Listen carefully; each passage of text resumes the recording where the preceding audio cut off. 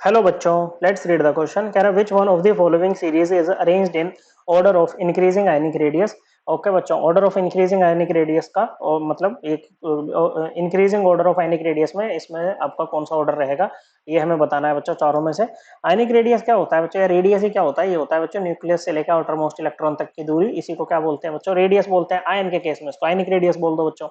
Okay, अब ये जो रेडियस होता है ना बच्चों, ये इनवर्सली प्रोपोर्शनल होता है इफेक्टिव न्यूक्लियर चार्ज के। इसके बच्चों इफेक्टिव न्यूक्लियर चार्ज के इनवर्सली प्रोपोर्शनल होता है बच्चों। ओके, इफेक्टिव न्यूक्लियर चार्ज क्या है? जैसे ये इलेक्ट्रॉन है, न्यूक्लियस है बच्चों, इनके बीच में अट्रैक्शन होगी, मतलब न्यूक्लियस इलेक्ट्रॉन को अपनी तरफ खींच रहा होगा कोई ना कोई फोर्स लगा के, इसको बोलते हैं जेड। ओके बच्चों, न्यूक्लियर चार्ज होता है बच्चों। ओके, और ये नंबर ऑफ प्रोटॉन्स के इक्वल होता है, लेकिन अंदर वाले इलेक्ट्रॉन्स क्या करेंगे बच्चों? इंटर इलेक्ट्रॉनिक रिपल्शन से इसको बाहर की तरफ धकेलेंगे, जिसके कारण इसको जितना न्यूक्लियर चार्ज फील करना चाहिए था उतना नहीं करता है बच्चों। जेड में से कुछ सिग्मा निकल जाता है। सिग्मा होता है शील्डिंग कांस्टेंट, ये शील्ड कर रहे हैं ना बच्चों न्यूक्लियर चार्ज से बाहर वाले इलेक्ट्रॉन को अंदर वाले इलेक्ट्रॉन, तो इसी को बोलते हैं सिग्मा। ओके बच्चों, स्क्रीनिंग कांस्टेंट या शील्डिंग कांस्टेंट ये होता है, और यही होता है जेड इफेक्टिव। अब देखो हमारे पास में स्पीशीज क्या है बच्चों, यहाँ पर Mg2+ है। ओके बच्चों, S2- है, Cl- है, K+ है, और कैल्शियम 2+ है। ओके, देखो Mg की अगर बात करें तो Mg पे इलेक्ट्रॉन्स कितने होते हैं बच्चों? Mg के पास में 12 इलेक्ट्रॉन्स होते हैं बच्चों। ओके, कितने होते हैं बच्चों? Mg के पास में 12 इलेक्ट्रॉन्स होते हैं बच्चों। ओके, लेकिन अभी इसके पास में कितने बचेंगे बच्चों? अभी इसके पास में केवल 10 इलेक्ट्रॉन बचेंगे। कितने बचेंगे? 10 इलेक्ट्रॉन बचेंगे, क्योंकि दो निकल गए ना बच्चों। सल्फर के पास कितने होते हैं बच्चों? सल्फर के पास 16 इलेक्ट्रॉन होते हैं बच्चों। 16 में से 2 इलेक्ट्रॉन निकल गए तो 14 इलेक्ट्रॉन बचे। Cl- के पास कितने हो जाएंगे? 17 होते हैं, किसने एक्सेप्ट कर लिया है तो 18 इलेक्ट्रॉन बच गए बच्चों। पोटेशियम के पास में कितने होते हैं बच्चों? पोटेशियम के पास में होते हैं कितने? 19 इलेक्ट्रॉन। 19 में से एक निकल गया तो बच गए 18 इलेक्ट्रॉन। कैल्शियम के पास कितने होते हैं बच्चों? 20 इलेक्ट्रॉन। 20 में से 2 निकल गए तो कितने बचे बच्चों? कैल्शियम 2+ के पास बचेंगे आपके पास में 18 इलेक्ट्रॉन। अब ये तीनों के इलेक्ट्रॉन सेम है बच्चों, और जिनके इलेक्ट्रॉन सेम होते हैं ना, नंबर ऑफ इलेक्ट्रॉन जब सेम होते हैं ना, तो इन स्पीशीज को बोलते हैं आइसो इलेक्ट्रॉनिक स्पीशीज। अब अगर नंबर ऑफ इलेक्ट्रॉन सेम हो जाएंगे बच्चों, अगर सिग्मा है, ओके बच्चों, तो सिग्मा की वैल्यू सेम हो जाएगी बच्चों, शील्डिंग कांस्टेंट सेम हो जाएगा बच्चों, नंबर ऑफ इलेक्ट्रॉन सेम हो जाएंगे, क्योंकि सिग्मा तो इन्हीं के कारण आ रहा है बच्चों। तो अगर आप जेड की वैल्यू बढ़ाओगे तो जेड इफेक्टिव भी बढ़ेगा, और अगर जेड इफेक्टिव बढ़ेगा तो रेडियस पे क्या असर पड़ेगा बच्चों? रेडियस डिक्रीज करेगा।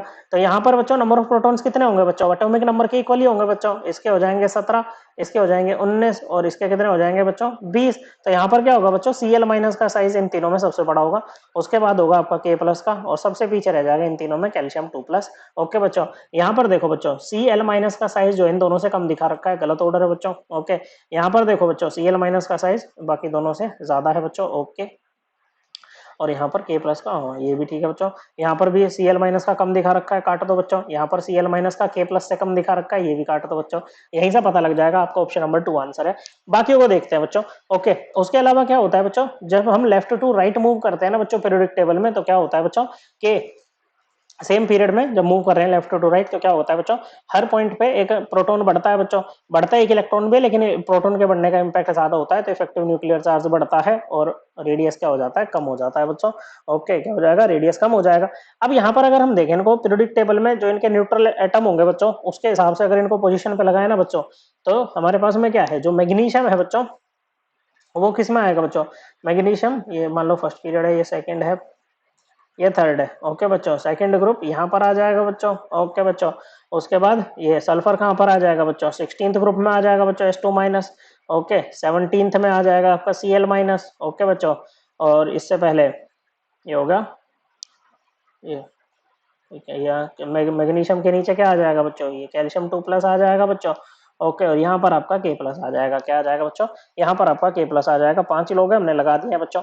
ओके, अब जब एक बात बताओ, ये तो हो गया इफेक्टिव न्यूक्लियर चार्ज वाला, और रेडियस जो होता है वो डायरेक्टली प्रोपोर्शनल होता है नंबर ऑफ शेल्स के। जितने ज्यादा शेल्स होंगे ना बच्चों, उतना ही ज्यादा क्या होगा? रेडियस होगा। डाउन द ग्रुप जब मूव करते हैं तो नंबर ऑफ शेल इंक्रीज करते हैं बच्चों, तो रेडियस भी क्या करेगा बच्चों? इंक्रीज करेगा। ओके बच्चों, क्या करेगा बच्चों? रेडियस भी यहाँ पर इंक्रीज करेगा। तो देखो अगर लेफ्ट टू राइट जा रहे हैं बच्चों, ओके, तो भी Mg2+ का सबसे कम रहेगा बच्चों। ओके, और डाउन द ग्रुप मूव कर रहे हैं तो भी आपका Mg2+ का सबसे कम होगा बच्चों। तो Mg2+ का सबसे कम है बच्चों। ओके बच्चों, बस इसी का लगना बाकी था बच्चों। ओके, और हाँ S2- भी तो रहेगा बच्चों अभी हमारा। ओके, एक सेकंड बच्चों, हमने यहाँ पर मिस्टेक कर दी बच्चों। S2- के केस में इसमें भी 18 इलेक्ट्रॉन होंगे, क्योंकि उसका एटॉमिक नंबर तो 16 है ना बच्चों। ओके 18 इलेक्ट्रॉन होंगे, ये भी आपका आइसो इलेक्ट्रॉनिक में आएगा। तो इसमें क्या हो जाएगा बच्चों, इसका तो और भी सही है बच्चों, तो 16 है यहाँ पर जेड वैल्यू, तो इसका सबसे ज्यादा होगा इसमें। ओके बच्चों, तो ये भी लग गया। मैग्नीशियम को लगाना, तो मैग्नीशियम सबसे पीछे लगेगा बच्चों हमारा। ओके, ऑर्डर क्या बनेगा, Mg2+ सबसे कम, उससे ज्यादा कैल्शियम 2+, उससे ज्यादा K+, उससे ज्यादा Cl- और सबसे ज्यादा सल्फाइड आयन। ये हमारा इंक्रीजिंग ऑर्डर हो जाएगा आयनिक रेडियस का। Correct answer is option number 2। I hope आपको एकदम क्लियर हो गया होगा। थैंक यू बच्चों।